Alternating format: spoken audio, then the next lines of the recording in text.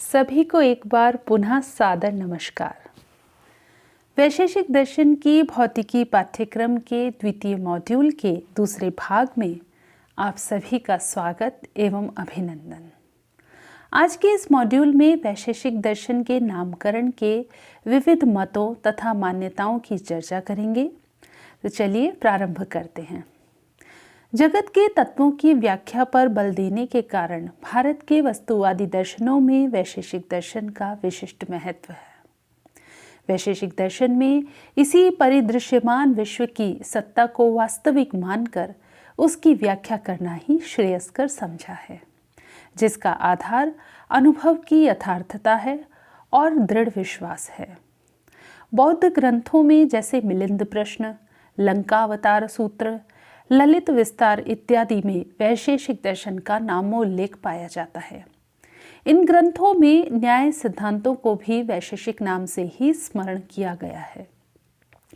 सांख्य तथा वैशेषिक मतों को बुद्ध से पूर्वकालीन मानने में बौद्ध संप्रदाय की एक वाक्यता दिखाई पड़ती है। जैनों की तत्व समीक्षा भी संभवतः वैशेषिक पदार्थों की कल्पना पर आश्रित है। अतः वैशेषिक दर्शन जैन तथा बौद्ध दोनों से प्राचीनतर प्रतीत होता है। बौद्ध दार्शनिकों में वैशेषिक सिद्धांत विशेष मान्य थे, अतः उन्होंने इस दर्शन के सूत्रों का विशेष रूप से उल्लेख किया है। वैशेषिकों ने बौद्धों के ऊपर इतनी गहरी छाप डाली थी कि वे न्याय के सूत्रों को वैशेषिक नाम से उल्लिखित करने में प्रायः नहीं चूकते थे। कुछ वैशेषिक वेद को प्रमाण कोटि में नहीं मानते थे, इसलिए वे अर्धवैनाशिक अर्थात आधे बौद्ध के नाम से भी दार्शनिक जगत में प्रसिद्ध हैं। इसी कारण से भी बौद्ध जगत में वैशेषिकों की विशेष मान्यता दृष्टिगोचर होती है। वैशेषिक दर्शन के नामकरण के विषय में विविध मत प्राप्त होते हैं। ऐसा माना जाता है कि विशेष नामक सर्वथा नूतन पदार्थ की उद्भावना के कारण ही इसका नाम वैशेषिक पड़ा। एक चीनी परंपरा के अनुसार वैशेषिक नाम पड़ने का कारण इसका अन्य दार्शनिक प्रणालियों विशेषकर सांख्य दर्शन से श्रेष्ठ अथवा विशिष्ट होना है। कुछ लोग यह भी मानते हैं कि विशेष का तात्पर्य अंतर है और इस दर्शन का वैशेषिक नाम इस कारण पड़ा कि यह संसार के मूल में एकत्व के स्थान पर वैविध्य या बहुलता को मानता है। कुछ अन्य विद्वानों का मानना है कि सांख्य, मीमांसा, वेदांत इत्यादि अन्य दर्शनों की अपेक्षा विलक्षण होने के कारण इसको वैशेषिक कहा गया है। यहाँ विलक्षण से तात्पर्य वस्तुओं की सूक्ष्म स्वतंत्र सत्ता से है तथा उन विविध वस्तुओं को संश्लिष्ट करने का कोई प्रयास नहीं किया गया, अपितु उनमें अंतिम वैशिष्ट्य पर ही बल दिया गया है। संभवतः इसी वैशिष्ट्य सिद्धांत पर बल देने के कारण ही इस दर्शन का नाम वैशेषिक पड़ा है। The word Vaisheshika is derived from wishes, which means difference, and the doctrine is so designated because according to it, diversity and not unity is at the root of the universe. यह पंक्तियां outlines of Indian philosophy से ली गई हैं। अंग्रेजी में वैशेषिक नाम के लिए डिफरेंशियलिस्ट अर्थात भेदवादी पद का प्रयोग किया गया है। इस तथ्य को यह प्रमाणित करता है। एशियाई दर्शन कोश में तो स्पष्टतः इस वैशेषिक नाम का आधार वैशिष्ट्य विचार या भेद बुद्धि को ही माना गया है तथा इस भेद प्रतिपादन का महत्व भी स्पष्ट किया गया है। और यही कारण है कि यद्यपि इस दर्शन के अनेक नाम प्रचलित हैं, जैसे काणात दर्शन, औलुक्य दर्शन, पैलुक दर्शन इत्यादि, किंतु सर्वाधिक लोकप्रिय एवं प्रसिद्ध नाम वैशेषिक ही है। और न्याय के अनुसार भी विशेष के संप्रत्यय को समझें तो प्रत्येक वस्तु की विशिष्ट सत्ता होती है जो उसको शेष वस्तुओं से पृथक करती है। वस्तुओं की इस अनेकता तथा भिन्नता को प्रकट करने वाले धर्म को ही विशेष कहा गया है। वस्तुओं की सर्वोपरि सत्ता इसी विशेष पदार्थ को मानने के कारण इस दर्शन को वैशेषिक कहा गया है। विशेष का अर्थ होता है इतर व्यावर्तक, अर्थात दूसरों को अलग करने वाला धर्म। संसार के प्रत्येक पदार्थ में कुछ ऐसी विशेषताएं होती हैं जो अपने आश्रयभूत पदार्थों को अन्य सारे पदार्थों से पृथक कर देती है। यही उनकी इतर व्यावर्तकता है। इस इतर व्यावर्तकता वाले पदार्थ को ही वैशेषिक दर्शन में विशेष इस संज्ञा से अभिहित किया गया है। इस दर्शन संप्रदाय में एक कारिका बहुत प्रसिद्ध है। क्या है वह कारिका? द्वित्वे च पाकजोत्पत्तौ विभागे च विभागजे यस्य न स्खलिता बुद्धिस्तम वै वैशेषिकम विदुः। इसका भाव यही है कि द्वित्व, पाकजोत्पत्ति, विभागज तथा विभाग, इन विषयों में वैशेषिक का अपना स्वतंत्र मत है, अथवा वैशेषिकों ने ही अपने दर्शन में इन विषयों का विशेष रूप से प्रतिपादन किया है। इन्हीं कारणों से इसका वैशेषिक नाम पड़ा है। उदयनाचार्य के अनुसार विशेष का अर्थ है तत्व का निश्चय। उससे व्यवहार करने के कारण इस दर्शन का नाम वैशेषिक पड़ा है। इस दर्शन का नाम वैशेषिक ही क्यों पड़ा है, इस प्रसंग में भी कई प्रकार की युक्तियां प्रचलित हैं। जैसे कि अन्यत्र अंत्येभ्यो विशेषेभ्यः, इस सूत्र के अनुसार देखें तो अंत्य विशेष पदार्थ के साथ संबद्ध जो दर्शन है वही वैशेषिक दर्शन है, क्योंकि दूसरे किसी भी दर्शन में इस प्रकार का विशेष पदार्थ स्वीकृत नहीं है। अतः विशेष रूप से स्वतंत्र पदार्थ के निरूपण के द्वारा इसे अन्य दर्शनों से पृथक समझा जा सकता है। फलस्वरूप अन्य दर्शनों से पृथक समझने के कारण वैशेषिक दर्शन ऐसी संज्ञा मिलती है। दूसरी युक्ति यदि देखें तो न्याय दर्शन में दुखों की पूर्ण निवृत्ति को मोक्ष कहा है। इस दर्शन में आत्मा के सभी विशेष गुणों के पूर्ण नाश को अपवर्ग माना गया है। अतः सभी दर्शनों के द्वारा समान प्रतिपाद्य मोक्ष के प्रसंग में इस विशेष गुण का अवलंबन कर उसके मूलतः उच्छेद को मुक्ति माना है। अतः विशेष एव वैशेषिकम, इस स्वार्थिक प्रत्यय के द्वारा निष्पन्न वैशेषिक शब्द के द्वारा मोक्ष के प्रसंग में इसका उक्त असाधारण्य ही प्रतिपादित होता है। अतः इसका नाम वैशेषिक दर्शन है। विगतः शेषे यस्य तद्विशेषम, इस व्युत्पत्ति के अनुसार निर्विशेष ही प्रकृत विशेष शब्द का अर्थ है। विशेष एवं वैशेषिकम, इस प्रकार स्वार्थिक प्रत्यय करके वैशेषिक शब्द निष्पन्न है।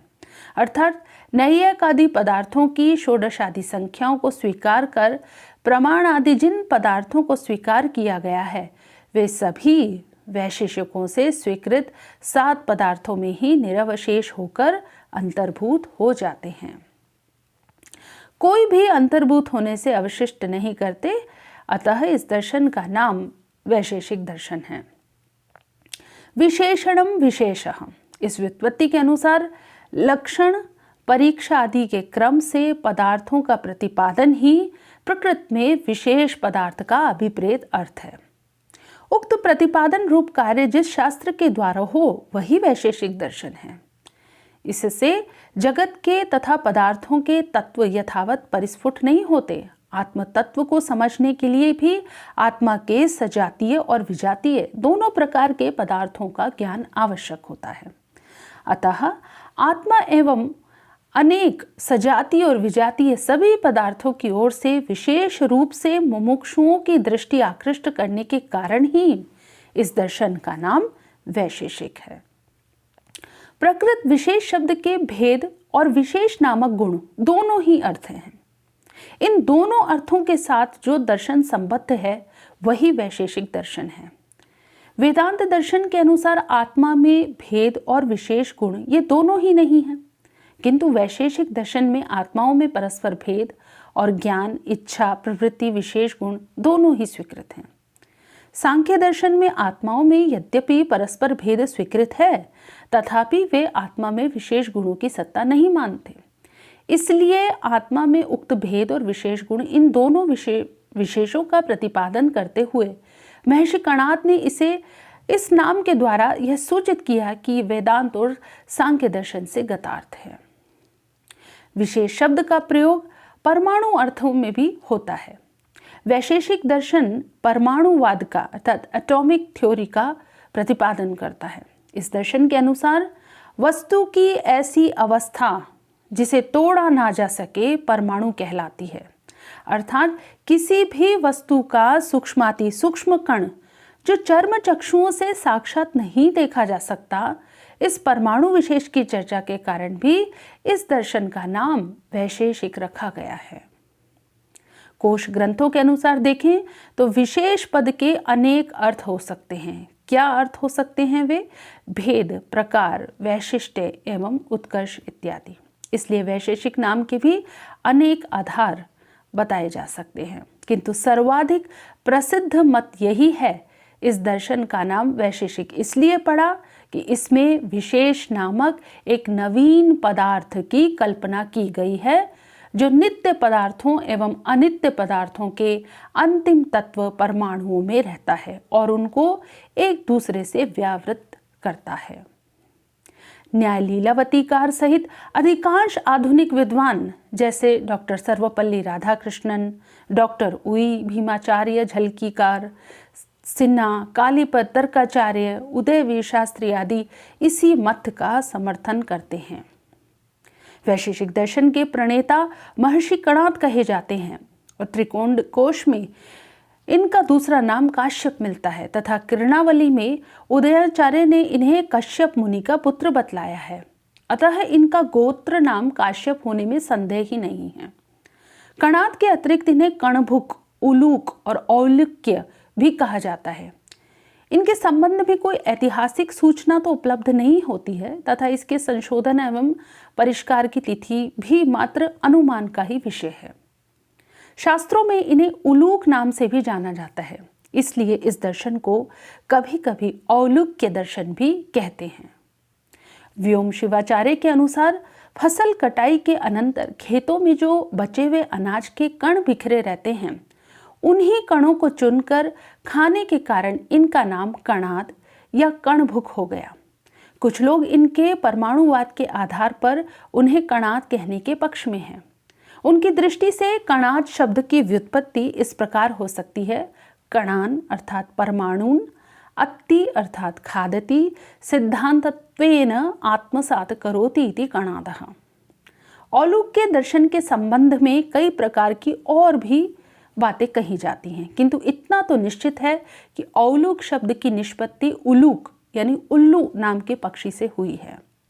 महाकवि हर्ष ने अपने नैषधीय चरितम में इसी आधार को स्वीकार करते हुए कहा कि वैशेषिक दर्शन उलूक एक पक्षी विशेष है जिसे रात में ही दिखाई देता है, दिन में नहीं दिखाई देता, ये हम सभी जानते हैं। उसके समान अंधकार यानी तमस तत्व का निरूपण करने में समर्थ है, इसलिए भी उसका नाम औलूक है। उलूक अर्थात उल्लू पक्षी रात्रि के घने अंधकार में भी विचरण करने में समर्थ होता है और वैशेषिक दर्शन अंधकार को यानी तमस को प्रकाश के अभाव के रूप में निरूपण करता है। वाचस्पति गैरोला ने इस विषय में न्याय कंदली के टीकाकार राजशेखर जैन से प्राप्त एक किंवदंती का उल्लेख किया है, जिसके अनुसार ईश्वर ने कणाद को उल्लू के रूप में दर्शन देकर वैशेषिक तत्वों का उपदेश दिया। इसलिए भी इस दर्शन को औलुक कहते हैं। इस संबंध में डॉक्टर एस.एन. दासगुप्त का अभिमत है कि उल्लू का बच्चा अर्थात औलुक के शब्द का प्रयोग स्वयं कणाद के लिए ही होता है, इसलिए उसका दर्शन औलुक्य या औलुक कहलाया। तो निष्कर्ष रूप में यह कहा जा सकता है कि वैशेषिक दर्शन तथा इस दर्शन के प्रतिष्ठापक का नाम विविध युक्तियों, सिद्धांतों अथवा आचार के आधार पर निर्धारित हुआ था, न कि यह इस दर्शन का तथा इसके प्रवर्तक का पारिभाषिक व्यक्तिगत नाम था। धन्यवाद। नमो नमः।